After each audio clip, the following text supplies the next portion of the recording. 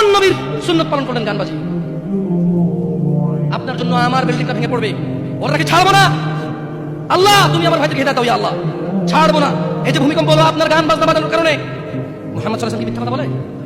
কারা কারা হাত তুলেন তো, যে মুহাম্মদ সাল্লাল্লাহু আলাইহি ওয়াসাল্লাম জানে না, মুহাম্মদ সাল্লাল্লাহু আলাইহি ওয়াসাল্লাম জানে না, এরকম কারা কারা স্বীকার করে?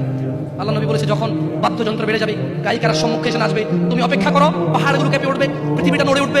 জালজালা ইযা জুলজিলাতিল আরদু জিলজালাহা, যখন পৃথিবী প্রবল কম্পনে প্রকম্পিত হবে। ওয়া খারাজাতিল আরদু আসকালাহা, যখন এই মাটি তার ভিতরে যা আছে একদম লাথি মেরে বের করে দেবে, লাশ হোক আর যাই হোক, মাটি বলবে যে বের হও, বের হও আমার থেকে, বের হও, কাউকে রাখবো না। মানুষ বলবে মালাহা মালাহা, পৃথিবীটা কি হলো, এই মাটির কি হলো, কেন সে কবরগুলো লাশগুলো বের করে দিচ্ছে, কেন সে স্বর্ণ মতি হীরা মানিক বের করে দিচ্ছে, মালাহা এর কি হলো, কেন পাহাড় নড়ে উঠছে, কেন পাহাড় ভেঙে চূর্ণ বিচূর্ণ হয়ে যাচ্ছে? মানুষ বলবে মালাহা, পৃথিবী কি হলো? বিআন্না রাব্বাকা ওয়াহালাহা, পৃথিবী এটা করবে বিআন্না রাব্বাক, কারণ তোমার প্রতিপালক ওয়াহালাহা পৃথিবীকে আদেশ করেছে। আপনি গান শোনেন, আমি শুনি না, আপনি গান বাজান, আমি বাজি না। যখন চিটাগং নড়ে উঠলো ভূমিকম্পে, আপনার বাড়ির সাথে আমার বাড়িটা উঠছে। বন্ধ করেন এই জুলুম আমাদের উপর। আল্লাহর দিকে তাকিয়ে বন্ধ করেন, আল্লাহর দিকে তাকিয়ে বন্ধ করেন। আপনার বাড়িটা যদি ভেঙে ফেলার ইচ্ছা, বুলডোজার ভেঙে ফেলেন, কেউ ধরবে? কেউ জিজ্ঞেস করবে আপনাকে? আপনি গান বাজনা শুনে পৃথিবীতে বিপর্যয় নিয়ে আসতেছেন।